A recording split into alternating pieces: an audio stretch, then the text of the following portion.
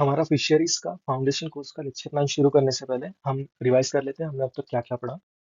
तो हमने शुरू किया सबसे पहले फिशरीज एंड पिसिकल्चर समझने से। फिशरीज क्या है? किसी भी वाटर बॉडी में किसी भी लिविंग ऑर्गेनिज्म का अगर कमर्शियल इंपॉर्टेंस है तो उसकी स्टडी हम फिशरीज में करते हैं। पिसिकल्चर में सिर्फ एक्सक्लूसिवली फिशेज की स्टडी, रियरिंग, मैनेजमेंट किया जाता है। उसके बाद हमने कुछ इंपॉर्टेंट स्पीशीज के नाम पढ़े जो हमारे सिलेबस में है। सबसे पहले कुछ इंडिजिनस स्पीशीज जो है रोहू, कतला, मृगल, तीनों के माउथ टाइप्स आपको पता होने चाहिए। उसके बाद एक्सोटिक फिशेस कुछ जो थे, साइप्रिनस कार्पियो मतलब कॉमन कार्प, यूरोपियन कार्प, उसके बाद टीनोफेरिंगोडोन निडेला जो हमारी थी चाइनीज कार्प, एंड हाइपोप्थैलेमिक्टिस मोलिटिक्स जो वापस से चाइनीज कार्प। उसके बाद कुछ मरीन वाटर फिशेस के एग्जांपल हमने देखे। उसके बाद पॉलीकल्चर प्रैक्टिस क्या होता है, कंपोजिट कल्चर क्या होता है वो हमने देखा, उसके एडवांटेजेस डिसएडवांटेजेस।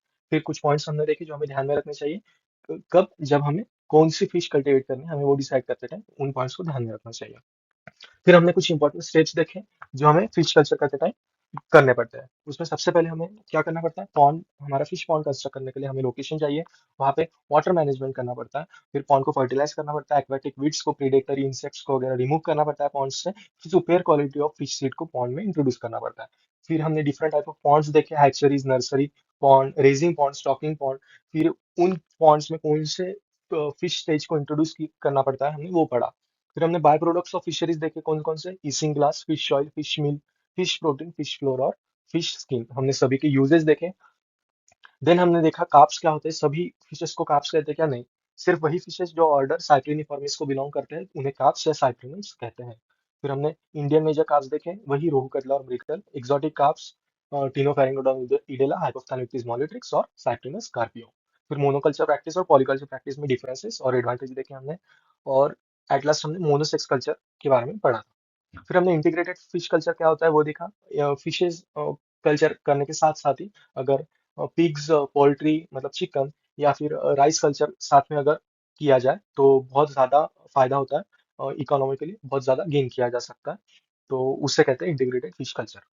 उससे फायदा क्या होगा फिश कल्चर में, वो जो एनिमल्स होंगे जो हम साथ साथ रियर कर रहे हैं उनकी जो फीकल मैटर है वो हमारे पॉन्ड को फर्टिलाइज करेंगे, जिससे पॉन्ड में प्लैंक्टन्स की ग्रोथ बढ़ेगी, जिसके वजह से ultimately fish growth and fish yield increase होगी। फिर हमने फिशरीज को क्लासीफाई किया तीन बेसिस पे। एंड देन हमने देखा प्लैंक्टन्स क्या होता है। प्लैंक्टन्स क्या होता है, डायरेक्ट डेफिनेशन आपको पूछ सकते हैं। तो what are planktons? Planktons are microscopic organisms having less developed या फिर under developed locomotory organs, therefore they swim और float on the mercy of water current. जहाँ पे नदी या फिर पानी फ्लो करेगा वहीं पे प्लैंक्टन्स फ्लो करेंगे। They are abundant up to middle region. Middle region क्यों? क्योंकि वहाँ वहीं तक वो लाइट जो होती है सनलाइट पेनिट्रेट करती है। फिर हमने लाइफ साइकिल देखी कल्चर्ड फिशेस की क्या होता है। सबसे पहले ये आपको पता होना चाहिए, life cycle of cultured fishes direct आपको फ्लो चार्ट एग्जाम में निकालना होगा, आपको पूरे मार्क्स मिलेंगे। सबसे पहले जाइगोट और सॉरी एग और स्पर्म में फर्टिलाइजेशन होता है जिससे जाइगोट बनता है, जाइगोट डेवलप होकर एम्ब्रियो बनता है। फिर एम्ब्रियो से क्या बनता है, हैचलिंग बनता है। हैचलिंग में yolk sac प्रेजेंट होता है बट हैचलिंग में माउथ डेवलप नहीं हुआ होता है। फिर हैचलिंग में जब माउथ डेवलप हो जाता है तब हम उन्हें स्पॉन कहते हैं। स्पॉन के बाद फ्राई बनता है, फ्राई के बाद सेमी फिंगरलिंग, सेमी फिंगरलिंग से डेवलप होकर फिंगरलिंग बनता है, एंड फिंगरलिंग से डेवलप होकर ईयरलिंग बनता है जिसे हम मार्केट में सेल कर देते हैं। फिर हमने देखा फर्टिलाइजेशन ऑफ गैमेट्स कैसा होता है, फिशेस में एक्सटर्नल फर्टिलाइजेशन होता है। फिर हमने अलग अलग टाइप के पॉन्ड्स देखे, hatcheries, nursery pond, rearing pond and stocking pond. सबसे बड़ा पॉन्ड कौन सा होता है? स्टॉकिंग पॉन्ड होता है। फिर हमने मॉनसून और फिशेज में रिलेशन देखा, क्या relation? Fishes mostly breeding monsoon season, क्यों? क्योंकि मॉनसून में ही सिल्टेशन होता है। सिल्टेशन मतलब जो सैंड ग्रैन्यूल्स होते हैं वो फिशेज के स्किन को स्ट्राइक करते हैं जिसकी वजह से उन्हें स्टिमुलस मिलता है कि हाँ अभी ब्रीडिंग सीजन चालू हो गया है। और इसके अलावा हमने क्या इंपॉर्टेंट चीजें देखी, अगर ओवरऑल वर्ल्ड की बात करें तो फिश प्रोडक्शन में India is on number 2, China is on number 1, but उनमें बहुत ज्यादा डिफरेंस है। ठीक है, आधे से ज्यादा वर्ल्ड में फिश प्रोडक्शन होता है वो चाइना में ही होता है, मोर देन 50%। फिर हमने पांच इंपॉर्टेंट जगह देखी इंडिया में जहाँ पे सबसे ज्यादा फिश प्रोडक्शन होता है। कौन से वो पांच जगह जो आपको पता होनी चाहिए? गंगा, ब्रह्मपुत्र, इंडस, वेस्टर्न कोस्ट और ईस्टर्न कोस्ट। तो ये अब तक हमने इस फाउंडेशन कोर्स में पढ़ा। अभी हम लेक्चर 9 में क्या पढ़ने वाले हैं? हम पढ़ने वाले इंड्यूस ब्रीडिंग इन फिशेस। इस लेक्चर में भी हम जो पढ़ने वाले हैं आपको बहुत सारी चीजें पहले बताई गई हैं, कुछ नई चीजें भी हम पढ़ेंगे, तो देखते हैं। तो हम सबसे पहले देखने वाले चाइनीज हैचरीज क्या होते हैं। फिर हम देखेंगे अगर मानसून डिले होता है, मानसून डिले तो उसका फिश पे क्या इफेक्ट पड़ता है। फिर हम देखेंगे हाइपोफाइजेशन, हमने पहले भी ये टर्म पढ़ी है, हाइपोफाइजेशन मतलब इंड्यूस ब्रीडिंग। फिर हम देखेंगे एक नई टेक्निक, लिनपे टेक्निक, जिस पे बहुत बार क्वेश्चन पूछा गया है और आपको इस बार भी आ सकता है। फिर हम देखेंगे हापा नीटिंग क्या होता है, इस पे भी क्वेश्चन पूछा गया है और इस पे भी आपको क्वेश्चन आ सकता है। तो आपको ये सब टॉपिक्स के बारे में पता होना चाहिए, आपको थ्योरी में लिखते आना चाहिए और पॉइंट वाइज लिखते आना चाहिए इन सब टॉपिक्स के बारे में। तो सबसे पहले हम देखते हैं चाइनीज हैचरीज। क्या होता है चाइनीज हैचरीज? चाइनीज हैचरीज सबसे पहले स्टैब्लिश हुई 1980s में। और चाइनीज हैचरीज में क्या होता है, वर्पूल बनता है। वर्पूल मतलब क्या? Quickly rotating mass of water. जब पानी ऐसे गोल गोल घूमता है तब उसे वर्पूल कहते हैं। एक्चुअली होता क्या है, ये अगर हमारी रिवर है, ये हमारी रिवर है, तो ये रिवर में ऐसे साइड में ऐसा स्ट्रक्चर बनाया जाता है। तो जब ये पानी ऐसे फ्लो करता है, मानसून मानसून में फ्लोइंग वाटर रहता है, तो ये पानी जब इस स्ट्रक्चर में आता है तब यहाँ पे ऐसे गोल गोल स्ट्रक्चर बनता है। पानी का फ्लो ऐसे राउंड में होता है, तब उसी राउंड स्ट्रक्चर को वर्पुल कहते हैं। तो हमारा ये जो है ये पूरा वर्पुल हो गया, है ना। इस वर्पुल में क्या होगा, पानी कंटिन्यूअसली फ्लो करते रहेगा, इसलिए इस वर्पुल में अगर हम फिशेस को इंट्रोड्यूस करेंगे तो ब्रीडिंग बहुत इजीली होगी। क्यों? क्योंकि सिल्टेशन बहुत ज्यादा होगा, राइट। तो आई होप आपको वर्पुल क्या है वो समझ गया होगा। So now they are highly modified but also existing traditional structure. तो ये जो चाइनीज हैचरीज है ये अभी बहुत ज्यादा मॉडिफिकेशन हो गई है इनमें, बट कई की जगह पे ट्रेडिशनली भी ये जैसे हमने बताया रिवर के साइड में से स्ट्रक्चर बना के, है ना, यहाँ पे फिशेस को ब्रीड करते हैं आर्टिफिशियली। तो ये ट्रेडिशनली भी कई जगह पे अभी भी होता है। जैसे यहाँ पे आप देख सकते हैं ये वर्पूल है ना, ये वर्पूल है नेचुरल वाटर बॉडी। तो Rohu, Catla and Mrigal are introduced in whirlpool having embankments. Embankments मतलब जिनमें ऐसी बॉर्डर बनी हुई हो, वहां पे रोहू, कतला और मृगल को डाल देंगे for breeding. Fish eggs are collected by cotton cloth. जब उनमें जब उस वर्पूल में या फिर चाइनीज हैचरी में जब सिल्टेशन होगा because of formation of whirlpool, तो क्या होगा सिल्टेशन से रोहू, कतला, मृगल जो होंगी उनकी स्किन को स्टिमुलस मिलेगा। स्टिमुलस मिलने के बाद जब वो स्टिमुलस उन्हें समझ में आएगा, तब उन्हें समझ में आ जाएगा कि अभी ब्रीडिंग सीजन चालू हो गया है, तब वो स्पॉनिंग करेंगे। स्पॉनिंग मतलब एग्स रिलीज करेंगे, एंड एग्स को फिर कॉटन क्लॉथ में कलेक्ट कर लिया जाता है। For laying large number of eggs ovaries of fishes must be gravid. Gravid मतलब मैच्योर एंड हाईली कैपेबल। बहुत ज्यादा नंबर ऑफ एग्स ले करने पड़ते हैं, मिलियंस ऑफ एग्स। क्यों? क्योंकि फर्टिलाइजेशन कैसा होता है फिशेस में, एक्सटर्नल। तो हो सकता है ड्यूरिंग फर्टिलाइजेशन बहुत सारे स्पर्म या तो रास्ता भटक जाए या फिर हो सकता है वो डेड हो जाए, है ना। तो इस वजह से बहुत ज्यादा नंबर ऑफ एग्स चाहिए रहता है to increase the chances of fertilization. The body of fishes get stimulus from granules of sand, ये हमने पढ़ लिया है, by which they secrete hormones by pituitary gland, gonadotropin hormone 1 and gonadotropin hormone 2। ये दो हार्मोन होते हैं, ये सिमिलर हार्मोन्स, मतलब ये हार्मोन्स जीटीएच1 और जीटीएच2 ये सिमिलर होते हैं। जैसे ह्यूमन में एफएसएच और एलएच होता है, फॉलिकल स्टिमुलेटिंग हार्मोन और ल्यूटिनाइजिंग हार्मोन जो ह्यूमन में होता है, वैसे ही hormone gonadotropin hormone 1 and gonadotropin hormone 2 fishes में होती है। तो जब उन्हें स्टिमुलस मिलता है बिकॉज ऑफ सिल्ट या फिर ग्रैनुलस ऑफ सैंड, तब वो उनका पिट्यूटरी ग्लैंड जो है वो जीटीएच1 और जीटीएच2 रिलीज करता है। Ovaries of fishes are sold in market for consumption. Even जो ओवरीज होती है फिशेज के वो ऐसे अलग से मार्केट में सेल किए जाते हैं। तो ये भी एक क्या हो गया, सिग्निफिकेंस हो गया मोनोसेक्स कल्चर का जो हमने पढ़ा था। हमने क्या पढ़ा था, सिर्फ एक ही सेक्स होते हैं, फिशेज होती है वो कल्चर करते हैं, एक ही जेंडर की फिशेज कल्चर की जाती है। क्यों? क्योंकि हमने पढ़ा था अगर सिर्फ एग्स हमें कलेक्ट करने हैं तो इवन फीमेल फिशेज को सिर्फ कल्चर किया जाता है to collect their ovaries from the fishes, and सिर्फ ओवरीज को मार्केट में सेल किया जाता है। नेक्स्ट हम देखते हैं अगर मानसून डिले हो गया तो क्या इफेक्ट पड़ेगा। ये मानसून डिले क्यों हो रहा है ना। अभी आप बहुत ज्यादा न्यूज में वगैरह भी देखते होंगे कि सीजन जैसे पहले हुआ करते थे वैसे नहीं हो रहे, है ना। धूप में या तो धूप बिल्कुल नहीं गिर रही है समर में, या तो बहुत ज्यादा हो रही है धूप, है ना। मानसून में जो एक्चुअल मानसून पीरियड है तब बारिश नहीं हो रही है, और 2 महीने बाद बारिश हो रही है और बहुत ज्यादा हो रही है। तो इन चीजों की वजह से ये क्यों हो रहा है, ये चीजें बिकॉज ऑफ ह्यूमन एक्टिविटीज, जो ह्यूमन का इन्वॉल्वमेंट हो गया है, इंडस्ट्रियलाइजेशन वगैरह हो गया, उन सब चीजों की वजह से एनवायरमेंट बहुत ज्यादा अफेक्ट हो रहा है, एंड उस वजह से सीजन में चेंजेस आ रहे हैं। तो हम देखते हैं अगर मानसून डिले हो गया तो फिशेस पे क्या कुछ चेंजेस हो। तो क्या होता है, sometime monsoon delays but ovaries of fishes are already gravid, है ना। मानसून डिले हो रहा है आजकल, बट फिशेस का क्या, वो नेचुरल प्रोसेस है, उनकी ओवरीज पहले से ग्रेविड हो जाती है मानसून आने तक। तो मानसून तब तक आ जाना चाहिए था जब तक उनकी फिश ओवरीज जो है मैच्योर होगी, बट मानसून डिले हो जाता है, मानसून आता है नहीं, तो फिशेस कंफ्यूज हो जाती है कि मानसून तो आ गया है, मानसून तो अब तक आ जाना चाहिए था। क्योंकि उनकी इंटरनली उनकी ओवरीज जो है वो ग्रेविड हो गई, मैच्योर हो गई, वो फिशेस को पता है, बट जब तक उनको एक्सटर्नल स्टिमुलस नहीं मिल जाता वो एग्स रिलीज नहीं करते। तो क्या होता है, जब तक मानसून नहीं आता तो ओवरीज तो पहले से मैच्योर है, ओवरीज में एग्स तो प्रेजेंट है, तो वो क्या होता है, वो जो एग्स है वो रिजॉर्प्शन मतलब एब्जॉर्ब खुद ही एब्जॉर्ब कर लेते हैं, वो रिलीज नहीं करते। फिर बहुत देर बाद, then after long time suddenly huge rain comes, बहुत देर बाद जब मानसून जाने का टाइम होता है तब बहुत ज्यादा बारिश आ जाती है। Until that time fishes have reabsorb many of the eggs, बहुत सारे एग्स हैं वो खुद ही एब्सॉर्ब कर लेते हैं। Therefore number of laying eggs decreases in number. इसलिए at the end of monsoon जब उन्हें स्टिमुलस मिलता है तब तक बहुत कम एग्स बचे हुए होते हैं, एंड वो बहुत नंबर ऑफ एग्स जो होता है वो कम हो जाता है, जिसकी वजह से चांसेस ऑफ फर्टिलाइजेशन है वो भी बहुत कम हो जाते हैं। So they lay a small number of eggs. So the less secreted eggs, less number of secreted eggs are also destroyed by pollution. एक तो पहले से कम नंबर में सिक्रेट कर रहे हैं एंड वो भी पॉल्यूशन की वजह से डिस्ट्रॉय हो रहा है।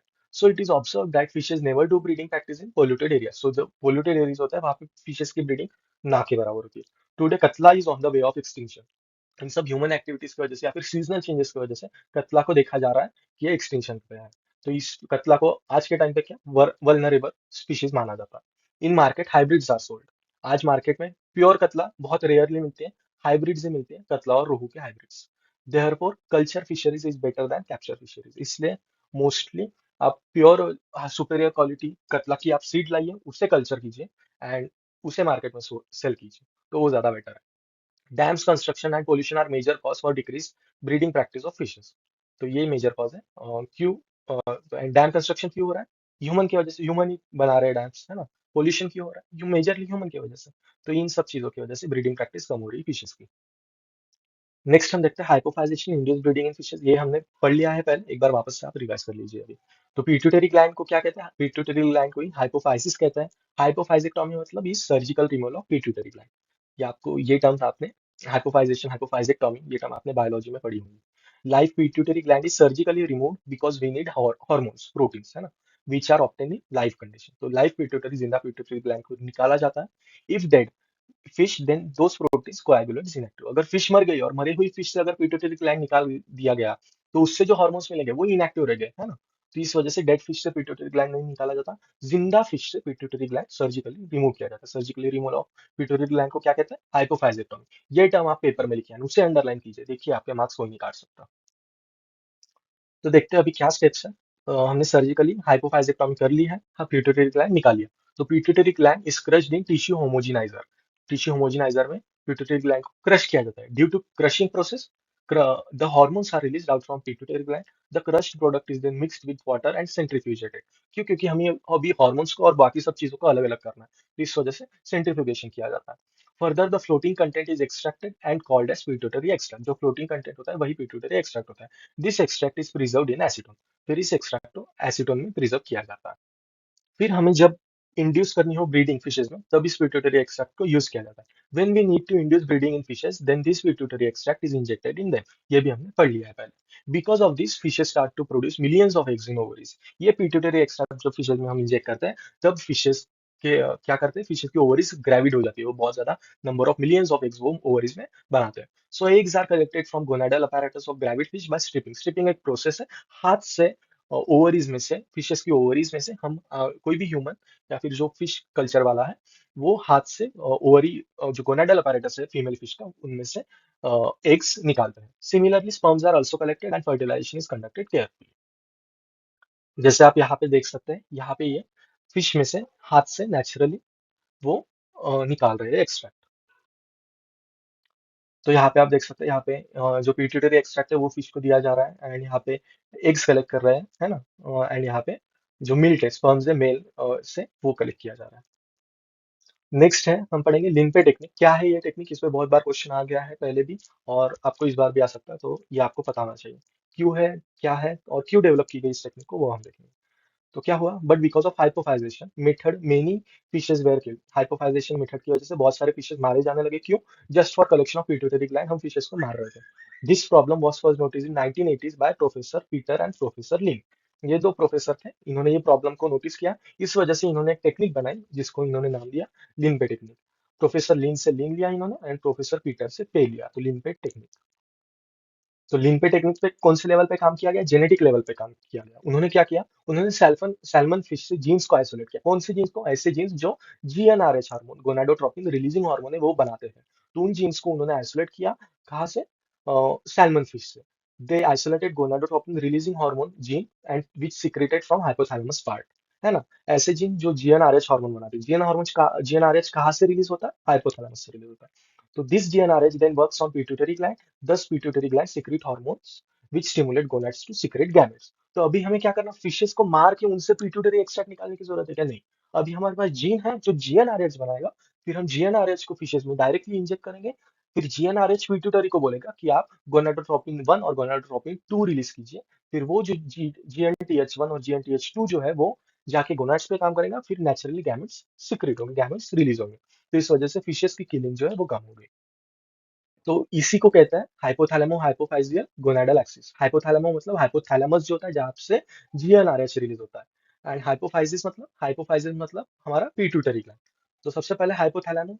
हाइपोथैलेमो मतलब हाइपोथैलेमस जहाँ से जीएनआरएच रिलीज होता है, गोनाडोट्रोपिन रिलीजिंग हार्मोन रिलीज होता है जो एक्ट करता है पीट्यूटरी ग्लैंड पे।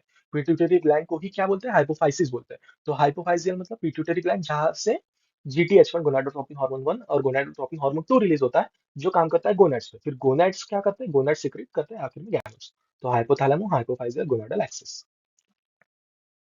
तो क्या by biotechnological processes they made protein from GnRH, जो गोनाडोट्रोपिन रिलीजिंग हार्मोन है उनसे उन्होंने प्रोटीन बना लिया। To prevent over exhaustion of gonads they made a mixture. बहुत ज्यादा गोनाड्स पे अगर क्या बढ़ेगा, प्रेशर बढ़ेगा, इस वजह से उन्होंने एक मिक्सचर बनाया। कौन सा मिक्सचर, जीएनआरएच प्लस डोमपेरिडोन। ये क्या है, गोनाडोट्रोपिन हार्मोन प्लस डोमपेरिडोन। जिस मिक्सचर को क्या कहा गया, Ovaprim. Dosing of Ovaprim was started and found much suitable method of inducing breeding than hypothylation। है ना, ये मेथड ज्यादा ज्यादा सुटेबल मानी गई, है ना, नेचुरल जो हमारी आर्टिफिशियल ब्रीडिंग थी, ट्रेडिशनल मेथड थी हाइपोथाइजेशन से कि उससे ज्यादा जो सुटेबल है वो ओवाप्रिम की मेथड मानी गई। ओवाटाइड इज आल्सो सिमिलर ड्रग, ओवाप्रिम जैसा ड्रग है ओवाटाइड, ये दो आपको पता होने चाहिए। लास्ट हम देखेंगे हापानेटिंग। हापानेटिंग क्या होता है, तो ये आप देख सकते हैं एक वाटर बॉडी में बहुत सारे नेट्स यहाँ पे लगाए गए हैं, एंड इसी नेट्स में फिशेस को कल्चर करते हैं। तो ये नेट्स को ही प्रॉपरली यहाँ पे बाम्बू लगाए जाते हैं एंड इनमें नेट्स लगाई जाती है, एंड इनमें फिशेस को ब्रीड किया जाता है। ब्रीड भी करते हैं एंड कल्चर भी करते हैं। तो इन्वर्टेड मॉस्किटो नेट, ये इन्वर्टेड मॉस्किटो नेट है टू अवॉइड कैनिबलिज्म। क्यों अलग अलग करते हैं, ताकि एक फिश दूसरे फिश को ना खाए। Inner Hapa is removed with parental fishes and the outer Hapa remains with eggs and sperm. दो हापा नेट लगाते हैं। जो अ, अंदर की नेट होती है उनके होल्स थोड़े बड़े रहते हैं, और बाहर की नेट जो होती है उनके होल्स जो होते हैं वो बहुत छोटे होते हैं। तो अंदर की नेट में क्या रहते हैं, पेरेंटल फिशेस रहते हैं, बड़ी फिशेस। तो जब वो एग्स और स्पर्म देते हैं तो एग्स और स्पर्म अंदर की जो नेट होती है उनके होल्स थोड़े बड़े होते हैं, तो उनसे वो निकल जाएंगे एंड निकल के बाहर वाली नेट में कलेक्ट हो जाएंगे। बट फिशेस जो होती है वो गैप में नहीं आ सकते दो नेट के बीच वाले, इसलिए फिशेस को, पेरेंटल फिशेस को रिमूव कर लिया जाता है, एंड जो आउटर नेट में हमारे पास प्रेजेंट रहेंगे वो सिर्फ एग्स एंड स्पर्म रहेंगे, एंड उससे फिर इजिली हम कलेक्ट कर सकते हैं। ये यहाँ पे आप देख सकते हैं, ये हापानेटिंग है, यहाँ पे हापानेटिंग है। सिमिलरली यहाँ पे भी हापानेटिंग है, यहाँ पे ये एग्जैक्ट स्पर्म कलेक्ट किए जा रहे हैं। ये डायग्रामेटिक रिप्रेजेंटेशन है हापानेटिंग का। सिमिलरली ये भी। तो हमने इस लेक्चर में क्या क्या पढ़ा हम वो देख लेते हैं। सबसे पहले हमने क्या पढ़ा, चाइनीज हैचरीज। चाइनीज हैचरीज क्या होता है, हमने वो देखा 1980s में ये स्टैब्लिश हुई थी। एंड इनमें क्या बनता है, वर्पूल बनता है। वर्पूल का एक स्ट्रक्चर होता है ये ऐसा, ये हमारी अगर रिवर है तो ऐसे रिवर में ऐसा ये स्ट्रक्चर बनाया जाता है। यहाँ पे जो वाटर होते हैं वो रोटेट होते रहता है, जिसकी वजह से सिल्टेशन बहुत ज्यादा आता है, एंड इस वजह से ये स्ट्रक्चर को इस स्ट्रक्चर में हम फिशेस को इजिली ब्रीड कर सकते हैं। ठीक है, तो ये चाइनीज हैचरीज है। एंड फिर हमने देखा अगर मानसून डिले हो जाए, जो आजकल हो रहा है बहुत ज्यादा, मानसून डिले हो जाए तो उस वजह से फिशेस पे क्या इफेक्ट पड़ेगा, हमने वो देखा। क्या होगा, फिशेस की जो ब्रीडिंग है वो अफेक्ट करेगी, क्योंकि मानसून सीजन ही फिशेस का ब्रीडिंग सीजन होता है। अगर मानसून डिले हो गया तो फिशेस, जो फीमेल फिशेस होगी वो लेस नंबर ऑफ एग्स है वो रिलीज करेंगी, जिसकी वजह से चांसेस ऑफ फर्टिलाइजेशन कम हो जाएंगे, एंड फिशेस की ब्रीडिंग भी ओवरऑल कम हो जाएंगी। फिर हमने देखा हाइपोफाइजेशन क्या होता है, बहुत डीप में पढ़ा हाइपोफाइजेशन के बारे में। बट हाइपोफाइजेशन की वजह से बहुत ज्यादा फिशेस की जो डेथ है वो होने लगी थी। इस वजह से जो प्रोफेसर लिन है, प्रोफेसर कीटर है, उन्होंने एक टेक्निक डेवलप की जिसका नाम है लिन पे टेक्निक, जिस वजह से हाइपोफाइजेशन की वजह से जो फिशेस की डेथ हो रही थी वो अवॉइड की गई। उसके बाद एट लास्ट हमने हापानिटी के बारे में पढ़ा। तो आई होप आपको समझ में आ गया होगा सब कुछ, आपने नोट्स भी ले लिए होंगे। एंड अगला लेक्चर हमारा फाउंडेशन कोर्स का लास्ट लेक्चर होने वाला है। उसके बाद हम बहुत अच्छे से, बहुत डीप में सभी चैप्टर पढ़ने वाले हैं, एंड जब आप सभी चैप्टर्स पढ़ेंगे आपको पता चल जाएगा ये फाउंडेशन लेक्चर का, फाउंडेशन कोर्स का क्या इंपॉर्टेंस है। क्योंकि आपको मोस्टली चीजें आपको पता होंगी, सिर्फ आपको वहां पे जाके जो डेटा है या फिर जो इन्फॉर्मेशन है नई नई, आपको बस वो याद रखनी है। बाकी आपने जो कंसेप्चुअल चीजें आपको, वो सब कुछ आपने इसी फाउंडेशन कोर्स में आपने समझ लिया। तो ये लेक्चर हम यहीं पे कंक्लूड करते हैं। एंड प्लीज आप कमेंट सेक्शन में आपको जो भी डाउट्स है आप पूछिए, एंड फीडबैक दीजिए लेक्चर का please. Thank you and have a nice day.